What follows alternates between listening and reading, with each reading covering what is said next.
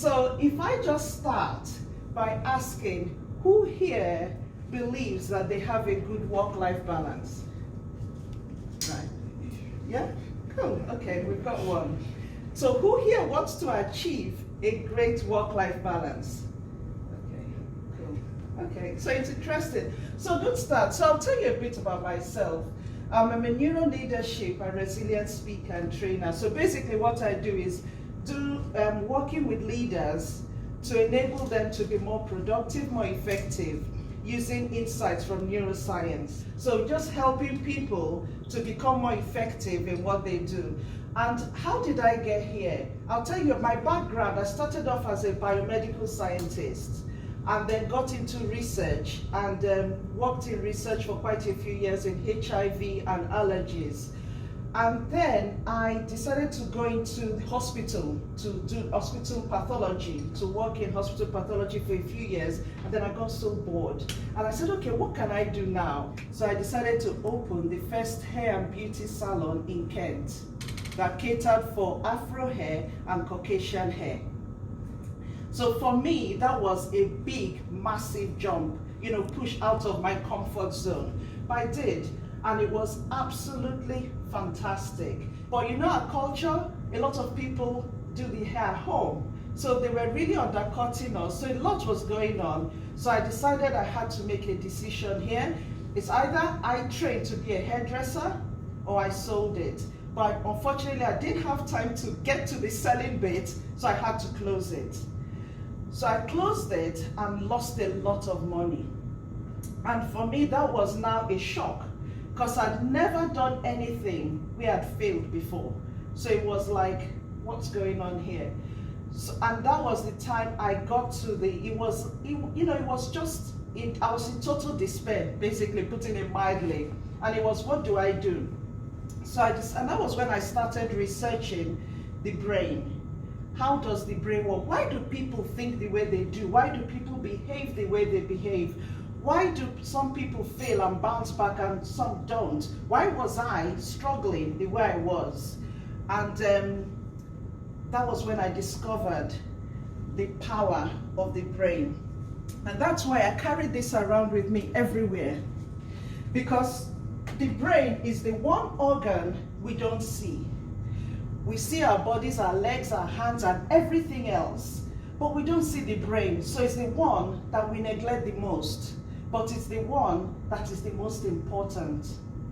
Now, when I saw this topic of a work-life balance, the first thing I thought of was, God, work-life balance. What does it actually mean? What does work-life balance mean? What does it mean to you? To put the same effort, not only time, but mainly effort and energy in your personal life as much as in your professional life. Professional life, okay, thank you. For me, like I said, the moment I discovered the power of the brain, it changed everything for me. And what it did in essence was that it enabled me start thinking about me, about what I was thinking. And that was the key. Because you see, when I lost the business, I was a failure. That was how I viewed myself. I had failed. It wasn't so much that I had failed, but I was a failure. So I identified as the failure. And that was why I couldn't get up. So and that was why I felt that type of despair. But to even make things worse, 4 months after the business closed, I lost my mom. So it was an accumulation of a lot, and I just couldn't figure out how to get out. But once I understood exactly what was going on in my brain, once I understood how the brain works, once I understood exactly what I needed to do, that actually, you know what, I'm the one that is thinking the thoughts I'm thinking. And I'm the one that now has the choice to change those thoughts. And that is what made the difference for me. So that's how I started putting it into practice. And now I end up going around, doing talks and doing coaching and then run online courses based solely on how the brain works. Helping people make the brain work smarter. So based on that, that's exactly what I'm going to talk to you today about.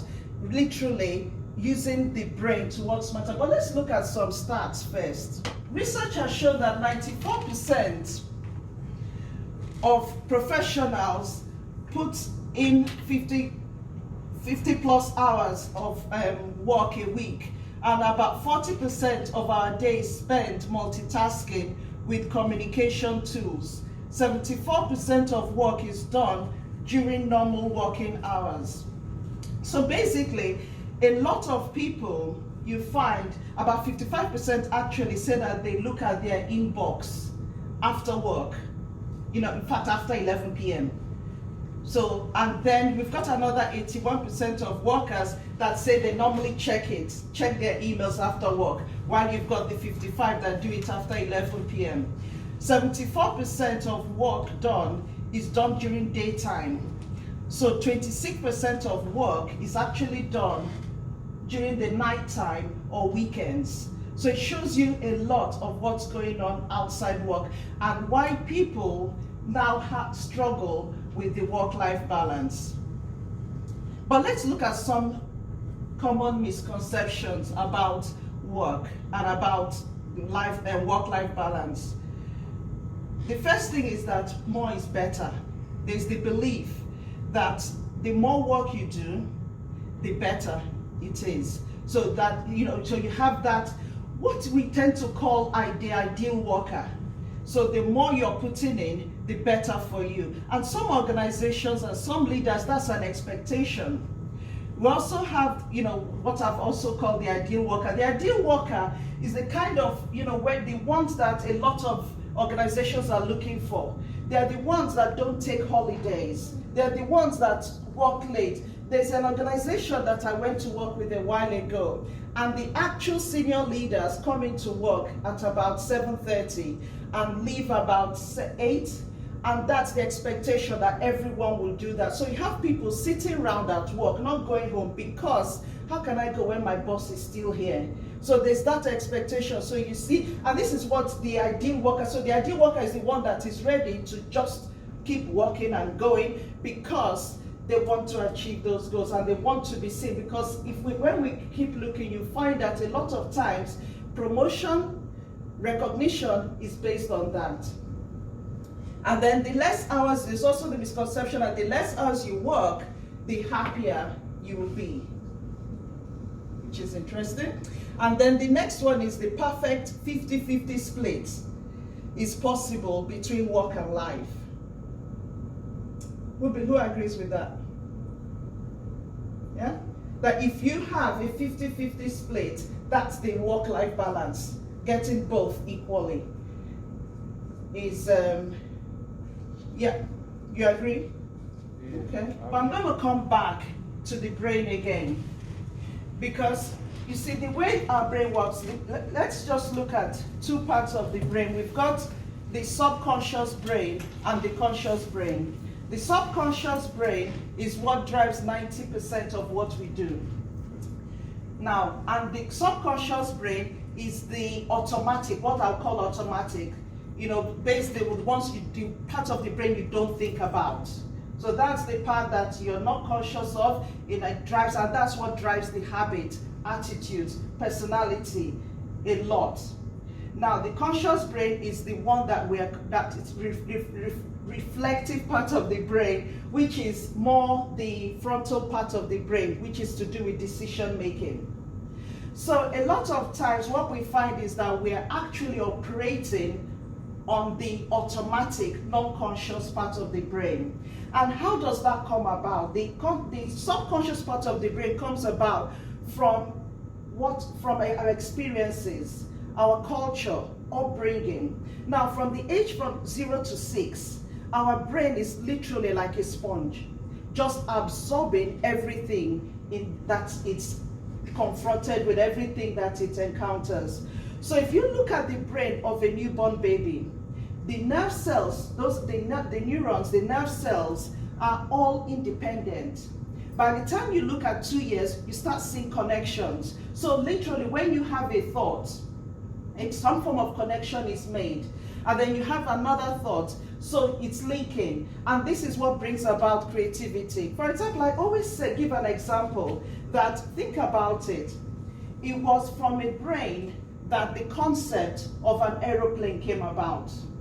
It's from the plane that the concept of light bulb came about. So the brain is very creative. And it's this same brain that, as creative as it is for positive things, is also creative for negative things. And about 90%, 80% roughly, of our thoughts are negative. Why? The function of the brain is literally to protect us. That's all the brain is trying to do, to keep us away from what it perceives as a threat. So for example, if we look back to years ago, when humans lived outside before the houses came about and all that, they had to protect themselves from predators. So the whole concept of brain is for survival, to be able to survive, and that's why its function is literally to protect us. So anything the brain is doing is to protect you. So anything it sees as a threat, what it will do is try and shield you away from it. And that's why we have that's why we have people who are risk averse. We have, most times you're trying to do something and those thought processes start coming up. Don't. If you do, this could happen. What if you fail? What if people laugh at you? What all the what if? The what ifs are to protect us from danger. And that's why what it does is that what I call it, keep you away. So it's either moving you away from threat or you're moving towards what is a reward.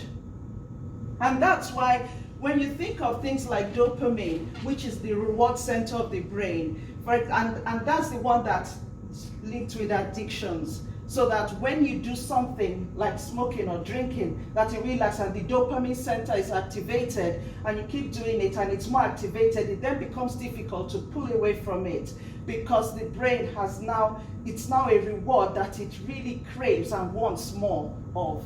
So that's the whole concept. So basically, every thought that you have creates a memory and is linked to an emotion. So at the end of the day, whatever we're thinking is our choice.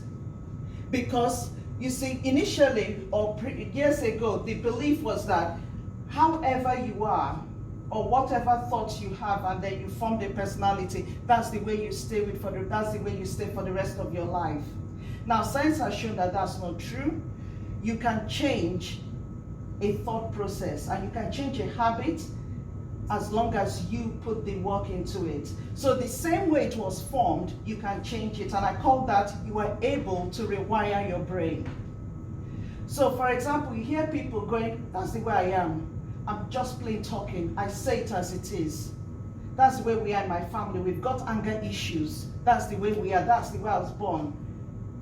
But you see, that's not true. Because everyone has the ability to change that habit or change your thought. So, and you see, the way you think is the thought is what then brings about the behavior, because the thought will bring about an action. The same concept, whatever we're doing, the brain is trying to protect us. So if it's trying to protect you from some form of danger, then it's an action which will accompany that thought. So whatever you're doing, you find that if you're thinking the negative thought that I can't, then truly you can't. And that's why you have people, there's somebody I'm coaching at the moment, very clever, exceptionally clever, but just completely risk averse or self-sabotaging. Actually, I'll call it more of self-sabotage, because he wants to do something. He's got into a leadership position at work, very capable, but every time he's about to do something different to help the team or a project, a new project, he freezes. He won't do it out of fear. But it's the thought that, no, I bet, what if it fails? What if it doesn't work? What if they then see me as not being capable? So you find the self-sabotage holding a lot of people back. Let's now look into the generational differences. And this is one of the things that drives the thought process related to work-life balance. So we've got the builders who are referred to, the ones born between 1927 to 45, formality and rules. They believe in hierarchy, respect, and authority. They are the ones that live to work. They value hard work, and they're very loyal to the organization. They are the ones that will start a job after they, once they start, either at 16, 17, and they can stay there for the rest of their lives till they retire. And one of the ways that they refer to are builders believe promotions, raises, and recognition should come from job tenure. The next group are the baby boomers. They believe in financial security, job security. They're very driven. They also live to work. This group are resistant to change. Also, company loyalty. They're the ones that will stay in the company, stay in an organization, get that first job, and they're happy to stay there unless they're kicked out. Either there's a redundancy or restructure. If not, you're not uprooting them from there. They're well and firmly rooted. You might know some of them. I've met a lot of these in my time. Baby boomers are not tech savvy. Their work ethic is measured in the hours that they work. For them, the more they put in, that's the way it should be. That's the hard work. Then you've got the Generation X. They embrace change, informality. This is the first time work-life balance came about in the 1980s. That was the first time you started hearing about work-life balance. Before then, it didn't exist. And then this group are open to ongoing feedback. But you see the difference here. They work to live. There's a lack of company loyalty here. The Generation X questions formal authority and they reject rules. Yeah? Now, I'm of the Generation X, definitely. And you can see from my own career how I've changed so much. But there are still people in my generation, the Generation X, that are still affected by the baby boomers. Because the baby boomers are our parents. So they believe in that company loyalty, stay where you are, that hard work, and that concept of live to work. Then we have the millennials. This is the social media era now. Globally conscious, meaningful work, quick information access, workplace flexibility, and being connected. Now, being connected is an interesting one because it's not come up on the first three eras. Now, being connected is another, why I say it's interesting, because it's one of the things that neuroscience is also teaching us a lot about as well. Now, in the brain is created, our brain is a social organ. The brain creates connection. It creates relationship. But that wasn't known before. As much as in some cultures it was there, but normally it wasn't something that